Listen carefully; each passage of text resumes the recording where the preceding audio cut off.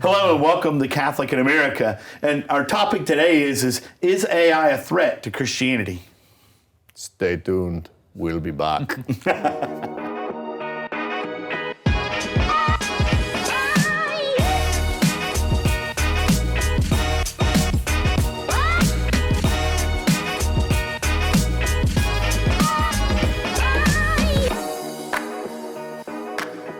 All right, hello and welcome back to Catholic in America. So glad you're joining us today. Also joining us is my co-host, Father Michael Nixon, Father Tom Dillon. My name is Father Doug Martin. And so today we're talking about, will AI destroy Christianity? Will it destroy faith? And so I think the question we need to kind of start with is kind of like, what is AI? I mean, I don't know about you guys, but I've been hearing this term thrown around a lot. I've heard it used for forever. It's always been this, since computers and any kind of intelligence come around. Cybernet, all that. That's right. It's been a threat, for us. We've been told it's been the boogeyman.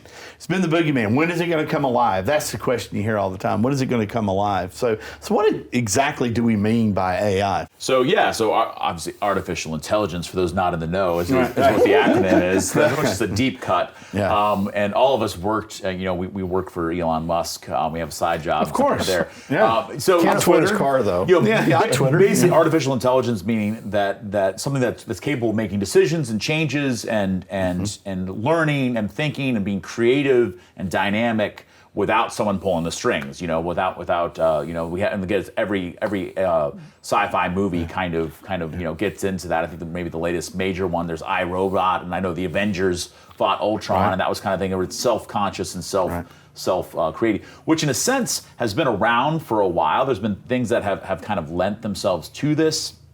I think now just the computing power has grown so much that these machine learning systems, these systems that kind of can scour the entire internet, you type in a prompt on ChatGPT and it calls it AI, and it's basically formulating much better than any sort of Google search all of the options into like a clear, cohesive kind of answer. And so that's kind of where it's I think the computing power has caught up with a lot of the desires for information, because the information's all out there. And it's not creating new information necessarily as it stands right now, at least what we have access to. So that's kind of what it is. And obviously the next steps for that are when it starts to do this on its own, to self-replicate, to self-diagnose and to make decisions, even ethical decisions. And that's a lot of times where we get into like the future of AI, and that's where the robots rise up and destroy us all. So you're saying more than just beating the best chess player at chess. We're talking about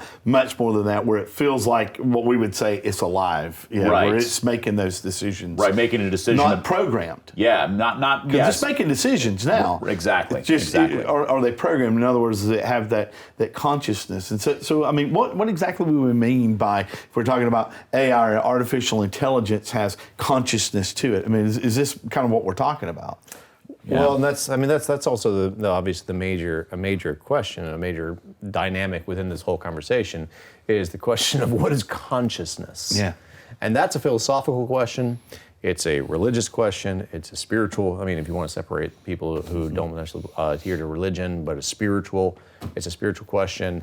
And then there's also like materialists who answer it in like a material scientific way, and that's where different people will define consciousness in various different ways. And so and even like philosophically, like you have wide scopes of how you define consciousness. So if you define consciousness in a very limited scope, which is deductive reasoning or inductive reasoning, and therefore in terms of analytics and processing, like obviously then this is a form of intelligence. Yeah. But then you're talking about something which has free will. And as we all know from our backgrounds in philosophy, like free will, although we answer that question in a particular way, free will doesn't have a universal definition, just like consciousness doesn't have a universal definition. So in the presence of a world of humanity where we have all these competing definitions for what intelligence is, because that doesn't have a universally agreed upon. Like, no, we can't. We as human beings, we can't even agree on what intelligence definition actually is. Right. Because a material scientist is going to answer that in a very different way that a religious person versus a pagan versus a Christian, like you have all these competing definitions. Even inside of philosophy itself, you have Yeah, different inside philosophy. Epistemology is the study, the study of knowing, the study of knowledge, and there are wildly divergent opinions on that. And then you You're get just inside that discipline itself. Much less how it then you get in compares. metaphysics, which is like what is the metaphysical world, and like the reality and the definition of invisible things, because for the most part, like, is intelligence something which is a visible thing, which you can study, and like, can you reduce intelligence to electrical stimuli? Can you reduce, like, are my thought processes? And that's the big question, like, also within all this AI, is this, I mean, it seems like sci-fi, but if you just take the trajectory of how quickly things have progressed in the last 30 years, I mean, it's last not, 10 it's even, in the last 10, but there's, and these are things that, I mean, I was playing in Fallout video games like years ago, but like this idea of like, can you download consciousness into a symbiotic body or into a robot? Can you reduce consciousness? Can you reduce individuality and consciousness and thought and intellect and free will? Are these things just mathematical properties, just a sequence of zeros and ones? That if I can just download, if I can just create your consciousness and therefore kind of reduce it to math, like, and reduce it to mathematical formulas, then I can possibly, I can download you. And therefore the possibility of immortality through downloading consciousness. Now, I have huge problems with that philosophically. Yeah, and I want to get to those too, but I think one of the things that, as we're seeing it now as well, is in a sense kind of like, it's all just sort of esoteric ideas and big brain people talk, until it becomes something that like we're using that's in our pocket and realize, oh, I'm using this every single day. Right. Like I think of, even like kind of the Chat GPT is the latest sort of, this is like Chat GPT 4 or whatever that we're on now. Right. And it will keep kind of growing because the more people type into it, the more it learns. Right. It only goes to like what 2021 right now accurately. I think. Right. I think they're trying to add the latest. But even so, like, and this is what I've talked to lots of smart people about ChatGPT, people who are much more tech savvy, obviously, than I. But even I've looked into ChatGPT, and there was a recent theology. I don't know if you guys read that article, but there was a theology where there was a AI that was given theological questions and compared it to a canon lawyer. And then also a theologian. And to a theologian. Yeah. And but even the stuff, the pillar did that. Yeah, the pillar. I've seen that. Wow. Okay. It was an interesting article. But like the same thing is with ChatGPT, is like the answers that are coming out are very vague in many cases. Like they're generic. They also sound like, I mean, from if you're looking at it as an expert, like many of the things that are coming out sound very rudimentary. And now the idea is obviously is that, well, it's going to get more refined and it's going to get better and better and better over time. But there's also the problem is like many of the data that these programs are fashioning their answers from are human. Right. Right? Yeah. So like you have even see that in the dynamic of how these answers are being formulated and presented is like they come across as very relative because like there's oftentimes no agreement on some of the things that are being asked. And so like it's being asked a question which people are looking for a definitive answer, and for some of the questions like they're not definitive answers. So you get these vague definitions. But then that's the whole thing is like there's a question of like taking a pre-existing body of work, whether it be on the internet and then like fashioning an answer out of this. That's very different than creative thought. Yes. Like that's very different philosophically and most certainly religiously. Like that's very different than contributing something new to theology. Can I say the point that the most interesting thing that I've seen in this one, in the conversation about AI as it stands right now and being used popularly, is AI generated art. And there's been some fascinating, because in a sense, like it can use every single color, it can mimic every single style. And so to say like generate art in the style of such and such that includes these sort of themes. And so what's amazing about it, because I was looking at some of this, and it's on a certain level, the things that I was looking at that were AI generated art were beautiful. Like they're like, oh, that's beautiful. But what's interesting is you kind of think is like it's not. And I know it sounds dumb as I say it. There's no there. There's nothing actually behind it. When an artist sits down and he paints a shadow and a person that you can't see in the shadow, and there's mystery behind who is that person and what is Beauty. What do the artists mean by that? what do the artists mean? Yeah. But What in a is his sense, thoughts? it's Yeah. like there is no meaning behind it. So Yeah. and then the question becomes: so is that actually art? And I would say no, because art means an artist, and so in a sense it's kind of it's The subject. It's It's no different than a copier. I mean, to a certain extent. I mean, you're just putting in the information but that it's you brand wanted to new. produce. But it's brand new, and Yeah. that's kind of the and again, stylistically it looks right. extraordinary. It looks just the ones that I saw were, I think one of them was entered into an art contest and actually won an art contest. Yeah, but Yeah. but one and on form and on the technical parts of it, and that's, like I said, that's different than creative. Yeah. I remember, like, I don't know. How did you come to this? Yeah, but there was also, I remember there was a TV show, and this is colloquial, but there's a TV show a couple years ago, I think it might still be on, called, do you ever watch Inked? Oh, I know what it is. Yeah, it's a tattoo. It's a tattoo. It's a contest of people doing tattoos and like who does the best tattoo. And I don't forget. I was watched one season of it, and like there was this one person on that was actually disqualified because he was vastly the person who was disqualified and lost. Like they got all the way to the very end, but like lost in the 4th or 5th round. And in terms of technique, the person was phenomenal. Like out blew everyone away in terms of their technique, their form, their symmetry, all that. But the main thing that actually all the judges threw the person's out, and the person was super mad when they lost and like lost it, and said it was unfair and all this. When they're like, I'm better than all these other people, which I was like, well, that sounds a little narcissistic. But the major reason why the person was thrown off and didn't win the contest is because all of the judges basically said there's no soul to your work. Yeah. You're just copying and manufacturing other people's things. And like your technique is fantastic and off the charts. Right. Like, but there's no soul. And that's kind of the whole point, like within some of this is like, that's even the question is like, within AI, there's no soul. Yeah. At least from a Catholic perspective, because there's a difference between the soul and the spirit. And so like there's no soul, there's no heart there, because that's the whole point. It's like you can't manufacture heart, and there's something which is more than emotions. People who want to reduce the heart, right, which from Scripture is like the mind, the heart, and the body. Like people who want to reduce the heart to just surface level feelings. Like there's something deeper within the heart of man and woman, right, which you can't manufacture. Like It can't be artificially. It's not artificial. We're not manufactured beings. Right. Like there's a heart. So is that to answer that question, is that what we mean by consciousness then? I mean, is that what we're talking about from a Catholic perspective? What would we mean by that? And specifically, how would we answer that question? Could AI become conscious? Well, I think it's connected to that as well. When we talk about consciousness as created by God, that you can't create artificially, and I'll just put that there. That there has to be something, the divine spark, if we want to use kind of, within that it includes the knowledge of facts and being able to distinguish and differentiate between colors and feelings and sensations and having memory, all sorts of things that can kind of be approximated by ones and zeros, but it also includes this creative soul. It also create, this reproductive. This image and likeness of God that is capable of creativity in the authentic sense. I think it's something creativity, in the most basic sense of as far as like bringing new life into this world. New human life also made in the image and likeness of God, but also to be able to speak something that's true or good or beautiful or funny.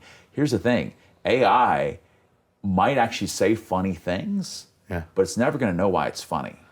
And that's good point. which is a huge difference. Yeah. Like they can scour the internet and say like, what are the funniest tropes in comedy right now, and create a sitcom or a joke book or something based on that, and be like, all right, that's funny. But it's never going to know why it's funny. Right. Like because which is something so close to us that we can't even really describe it. Humor is almost in the eye of the beholder. Exactly, because it's also funny. What is also funny about the AI, at least as it exists right now, is in terms of humor.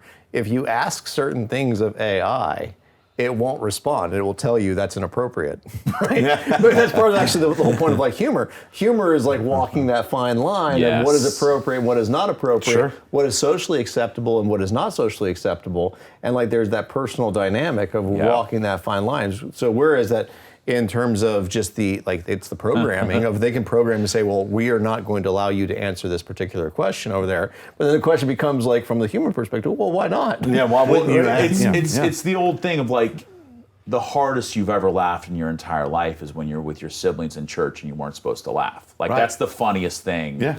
When something happens, Well, usually the stupidest things are the funniest things. Why is it funny? I don't know. I remember there was this one point where I was at a Christmas mass, and this was, I think it was in the seminary, and me, my mom, and my sister were like sitting in the pew, the very back, because we got there late. Imagine that, big Catholic family. We got there late, and there was another big Catholic family in front of us, and there was this 3-year-old who was throwing books, literally throwing hymnals into the air. Like we were like watching the back, and my mom was like horrified. Me and my sister started like laughing hysterically in the back of this Christmas mass, and like my mom was like slapping us, telling us to stop, as this little kid was actually being encouraged by us. But I'll tell you this, I don't think that an AI is going to ever sit in the back of a pew and laugh at this inappropriate behavior. That's the thing, is that there's something which is creative. Yeah. There's something which is like creatively inappropriate at times, but there's something which is not reducible to zeros and ones. And that's the philosophical problem that when people are defining AI and things like this as, well, it can think for itself because it can deduce or it can induce but there's something which is very different than creativity in that. Yeah. And just because you can manufacture something doesn't mean that there's the same thing as it doesn't have a soul. Right. Yeah. Because we all know you shouldn't be throwing books in the back of the church. It's really funny though. Yeah. But it's really funny when it happens. But it's not Please supposed don't to be funny. It's not supposed to be funny, but it is. But it's only fun. Just if you just saw that, it wouldn't be funny. But it's funny when you grow up in a family and going to church and you struggle to get there, and you know this other family struggles and just getting there as well. And the hilarity. So again, it's all those things of the context of growing up in a family, of going to church, of trying to be on your best behavior, and all right. So, well, we hope that you're still conscious. So we're going to take a break, maybe go grab a cup of coffee and come back. We'll see you in a moment. In Catholic in America, we engage the intersection between faith and culture. Tune in every week because no topic is out of bounds. We want to thank you so much for supporting this show by watching it, by liking, sharing, and subscribing. How else can they support the show? You can also become a patron on Patreon and support us financially. So if you support us, there's all kinds of swag. There's t-shirts, there's coffee mugs, or maybe bumper stickers. I don't know. Maybe we could come up with a wig from Father Tom. Father Tom wig would go a long way. So thanks for your support. God bless y'all, and check us out next time on Catholic in America.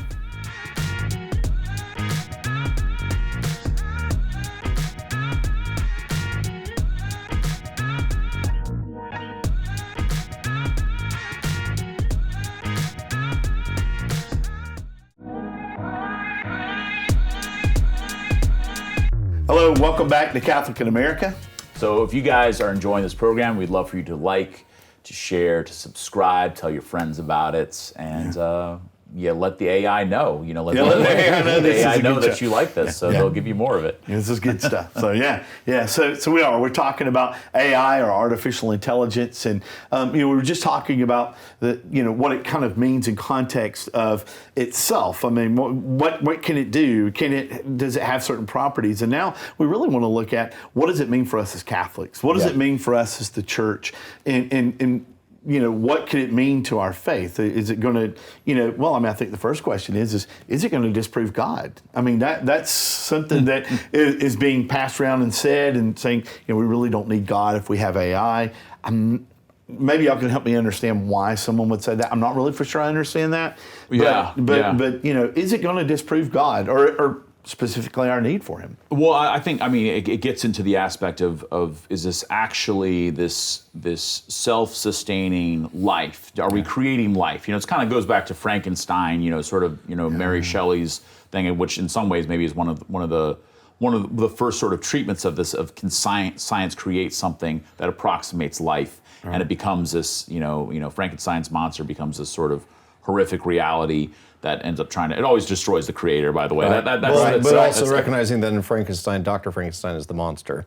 Oh, nicely done. Yeah. All right. Yes. Yeah. How dare you? Frankenstein fought for this country. No, I think that's consciousness. Frankenstein wasn't the monster, by the way. So, but he was the monster, but not the monster. Okay. Yeah. So that concept, I think, in a simple form, because our understanding of life is different than the purely materialist understanding of life.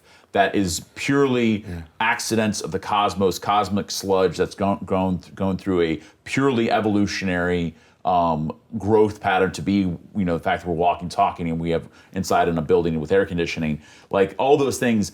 I don't think we can reduce our humanity to that. If we could, if we were purely material realities, then what we've made with AI could do the same thing. Because it is just sort of circuitry, just formed differently, organic or inorganic. But I don't believe that we are. I believe that we are, we're body, we're spirit, we're soul, and we're creating the image and likeness of God. So we're not merely the result of a materialist process of evolutionary change, which in and of itself sounds ridiculous because for that just to happen in a pure vacuum. But that's another conversation. So I would say it can't disprove God.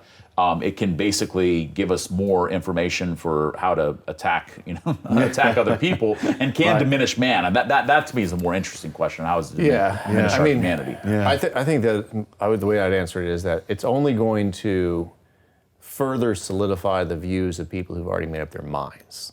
So to me, like this whole AI question is an example of predispositional bias. Okay. So even a person who says that this is going to challenge faith and challenge God and disprove God. That to me is already predispositional bias, that you already have a philosophy in your mind. You already have oftentimes a materialist, empiricist model in your mind that this is therefore the proof that will disprove God.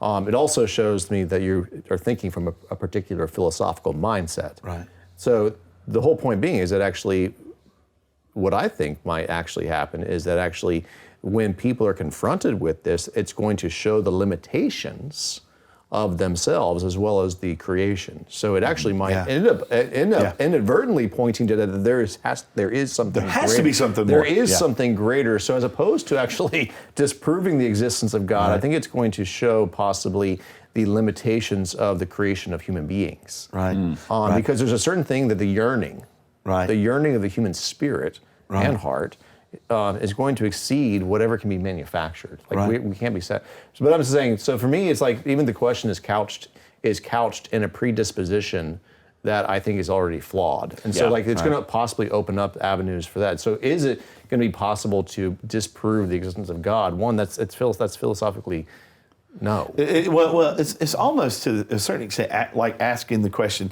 can science disprove God?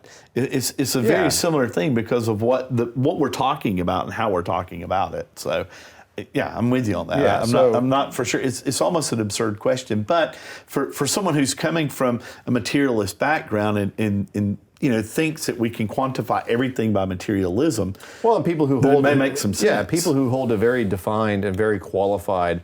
Like I can construct any argument and take my definitions and therefore construct an argument. Therefore, this is proven. But that's the whole thing. Is like some of these things, like the way you define consciousness, the way you define free will, the way you define intelligence. Like if I agreed with these people that that's the way you define intelligence, then obviously you've just proven that. But that's not. You've not proven anything. All that you've proven. If intelligence is the accumulation of facts, then any computer is more intelligent. And so like if free will is the same thing. So so then some of these things like it's I don't think that ultimately it challenges our faith whatsoever.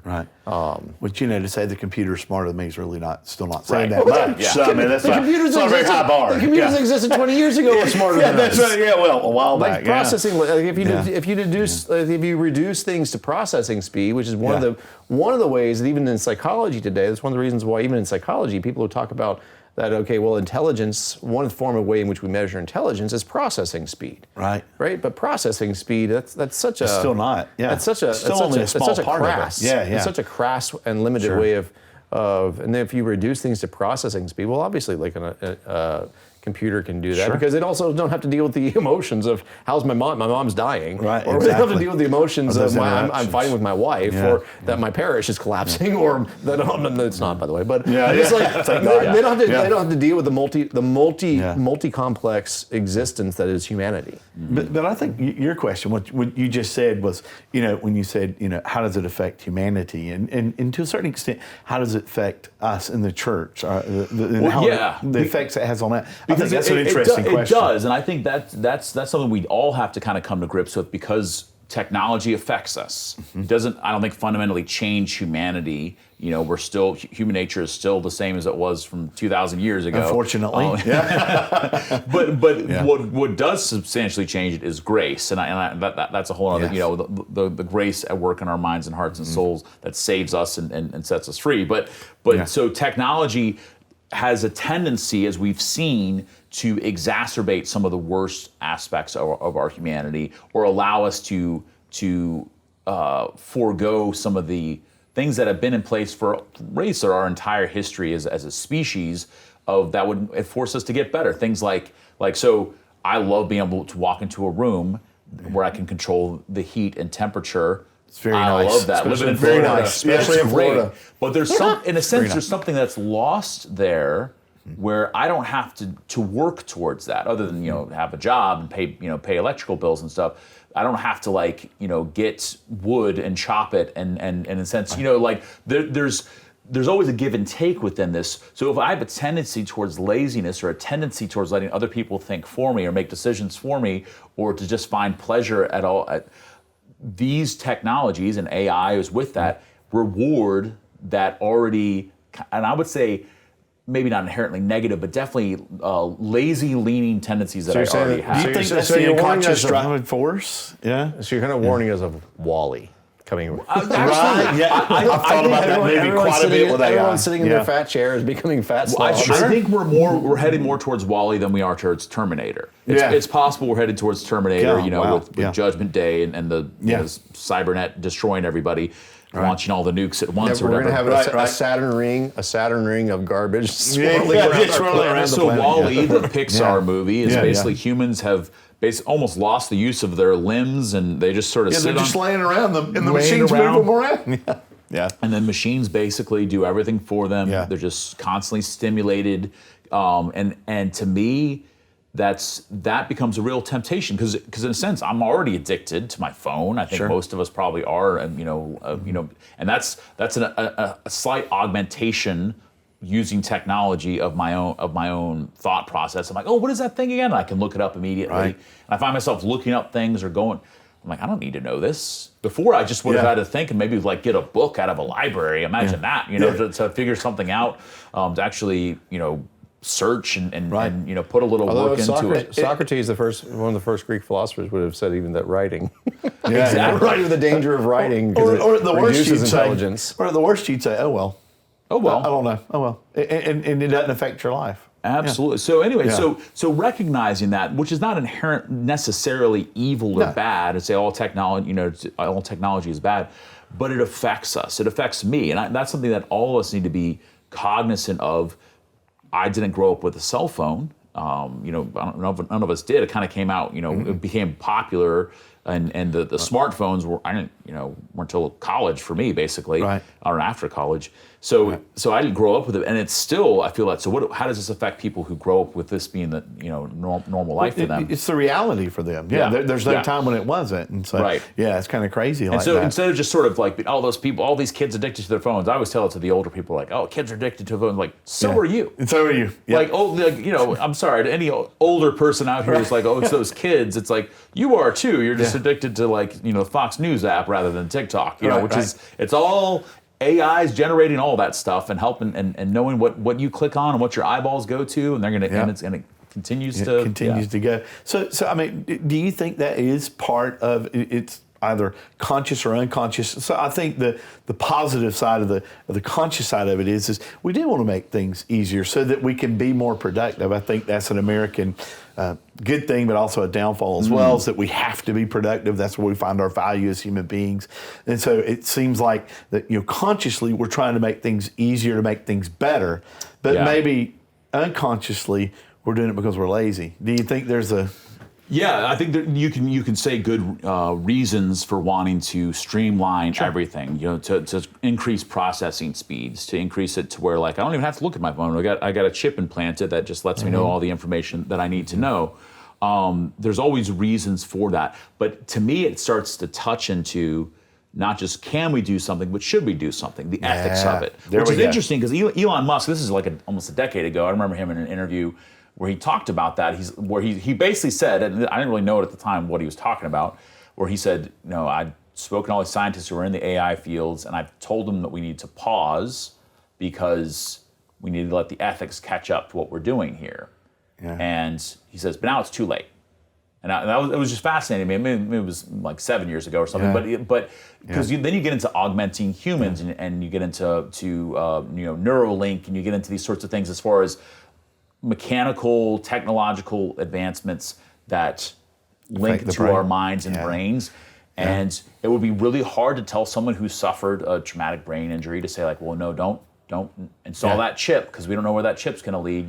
So it's to help people recover, be able to walk again, be able to recover from illnesses. Right. There's a lot of questions of can we do something, but then it begins to ask the question, should we do it? And that's the major thing with the AI in general and integration within human society is the effects, but also the unpredictable effects of what are we not aware of, and what are the possible effects. And there's been a lot of smart people have been talking about some of this.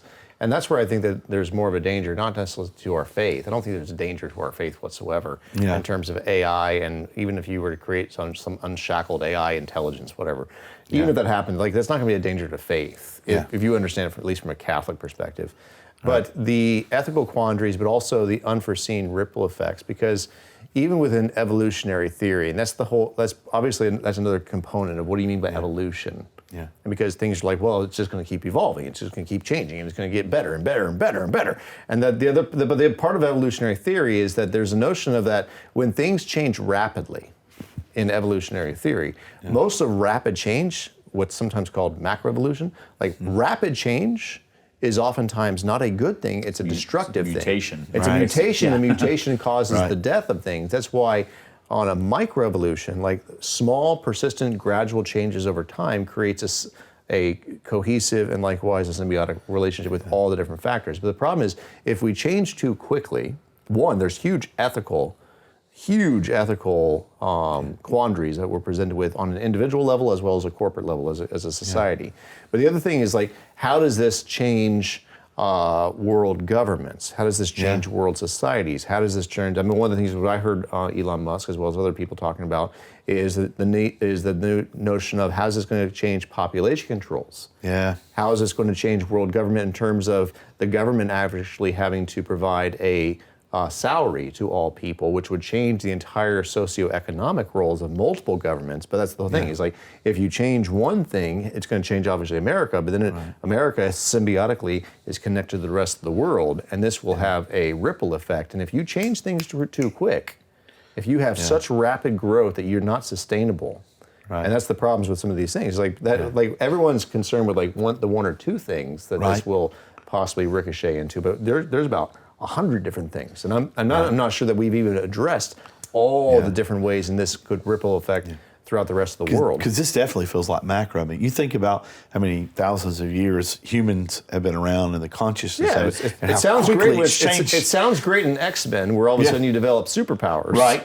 Nothing wrong with that, right? But I've not seen any superpowers. I haven't either. What I've seen is a lot more of what actually happens in rapid change quickly, is that it creates things like cancer. Right. Or it creates a cancer which actually destroys the host. Right. That's the mutation so, that's bad. So with that too, and I think this is the recognition of why the voice of the church and believers is really important, because can we continue to highlight and push forward not just can we do something or is this interesting, but to talk about the dignity of the human person made in the image and likeness of God, and that every single human person, because without that, when you start to, if you're dealing with machines all day, then you start to, it starts to impact the way you view other people, the way you view other human. If everything's kind of reduced to its, we see this a lot with the with kind of the environmental movement. Yeah. Or in a sense where we reduce people to their carbon footprint, then all of a sudden you get these horrific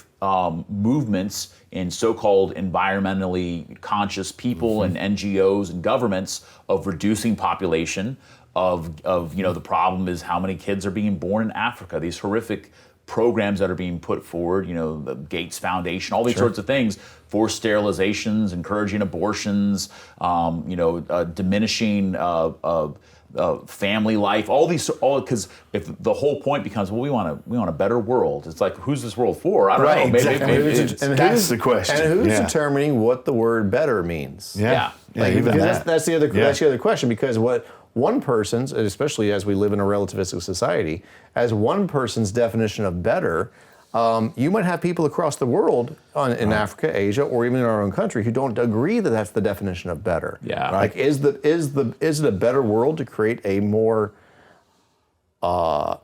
comfortable world? Or having more technology or more iPads Is in the that house? better, or is that actually worse? And if everyone has an equal right to their definition of better, yet you create a system which affects people around you, that's kind of where I was getting with the conscious and unconscious is that, we're shooting for better, but who's better? I mean, that's the question. We can't even agree on what's good. We can't even agree on what's good. I was thinking about this. Better, I had the great grace last year to go with my sister and her husband to Italy, and we spent a little bit of time on the coast, and it was awesome. But we were really struck by just culturally the people that lived and worked there that, like 20 generations, 30 generations back to Roman times that live in these houses. Now they're Airbnbs and stuff. Yeah.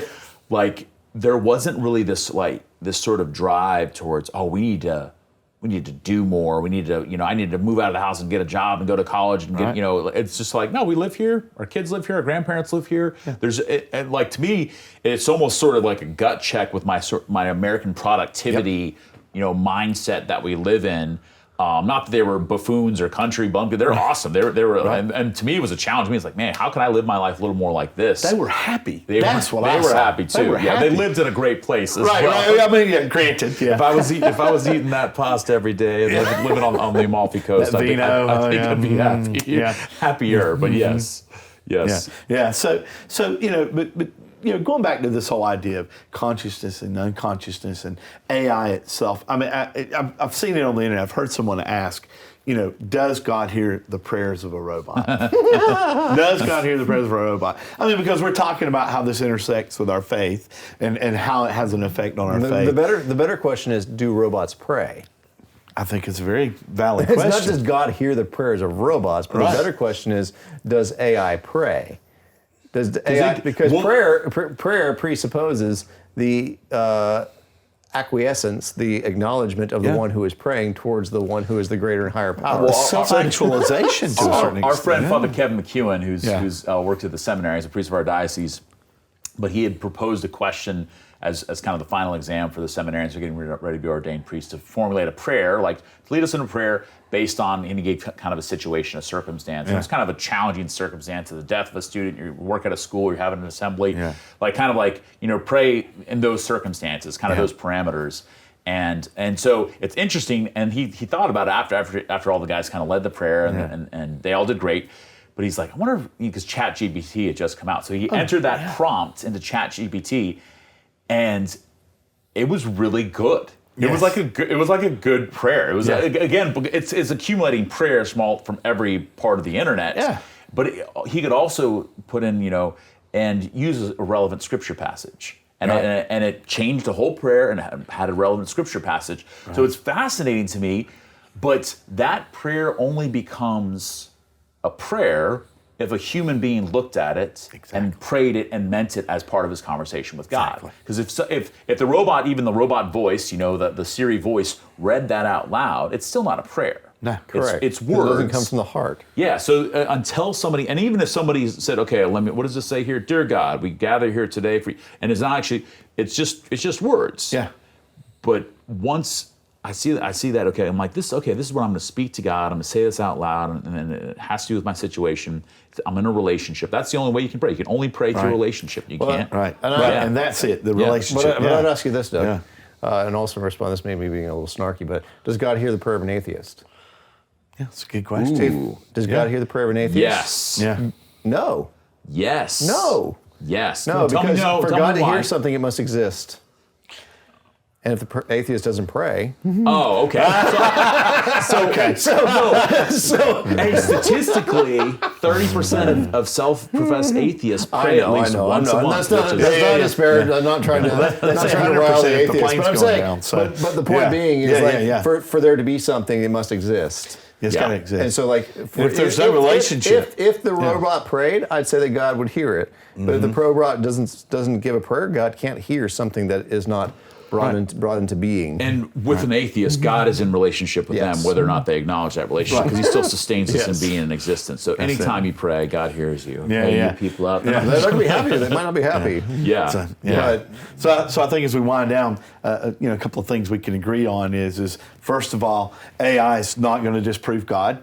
I think we can all agree on that. I agree on that. Yeah, yes. AI is not going to destroy the church.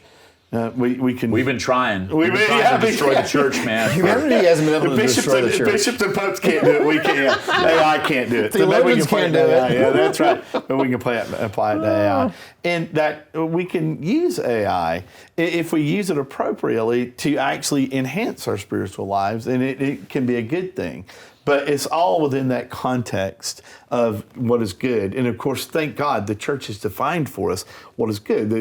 We get it from Scripture and from the magisterium. We know the things that are good. And so if we use AI in an appropriate manner, then AI can be something that can enhance it. But anytime, just like with anything else in our lives, if we use something inappropriately we use it for a use that it wasn't intended to be used for, then that's when we start going off the map. That's when we start going off the trail there. So, so what's your final thoughts on all this? My final thought is within this, society is going a certain direction. I think we need to continue to look at the ethics of these things, particularly when it comes into the augmentation of the human person towards designer babies and all these sorts of things that are real serious questions that are connected to this. But just in our own daily life, that I need to make sure that I'm making room for human sensations, conversations with people in the flesh, going outside, feeling the sun on my face, reading a book with actual pages. And I say this is a huge ebook reader. Like all these things. There's something about it that is sadly countercultural, and it's not for the sake of being counterculture, but we want to be more human. Right. And part of that is actually being able to engage with somebody else in their difficulties and problems. That's how God saved us, is He became man. Is He entered into our mess with us. So I would just encourage that even as we ride this wave of whatever's next with technology. So Father, I don't know if you've been outside or not, but you go outside the AC right now. Yeah, it's hot. Yeah, man. it's hot, man. It's hot. But you'll feel your humanity very much. So Father Tom, any final thoughts? Yeah, I'd say that this is an invitation for all of us to grow deeper in our faith, to think more deeply about things, and not to just satisfy ourselves with short answers that don't provide actual lasting meaning. That's the thing. Is like I say, I would offer anyone who's looking at the AI stuff is like, what does the church actually teach about? What does the church teach? Obviously, you can get 1,000 theories on Reddit. But what does the church teach about humanity? What does the church teach about consciousness? What does the church teach about intelligence, being made in the Imago Dei, Junkers? Like, what does the church actually say about that? Because when you understand the church, this is an opportunity thing for Catholics to go deeper into their own faith and to the philosophical foundations of our faith, and to understand that this doesn't pose a threat to us. Right. This is actually an opportunity for us to understand ourselves better, and maybe in correlation to this advancing and growing technology. And likewise, I'd agree 100% with Father Nixon, is that we have to be very aware of the ethical and the ramifications of this. Because if we move too quickly, we have this has a lot of consequences, which the machines are not going to feel, but we will. Yeah. Well, like you're saying, we're only a short time into this. We don't really. Regardless of whether or not it's the Terminator robot or whether it's Wall-E who's picking up our trash. I'd prefer it be that, but but regardless, between those two. So, I don't know. I think I'd prefer a quick end myself to a long. Well, thank you for joining us on Catholic in America. Thank Father Michael and Father Tom. And just to say just one more thing, AI is not really going to go away, and so how you interact with it, how you approach that, think about it, because I think for most of us, maybe it's happening so fast we aren't thinking about it enough. So think about it and pray about, how am I supposed to use this technology? What effects is it having on me and on my life? And what can I do to, most importantly as a Catholic, share the gospel, share the love of our Lord and Savior Jesus Christ, and not allow this to become a hindrance to it. So glad you're here with us. We're praying for you. Thank you for your love and for your support for us, and we'll see you next time.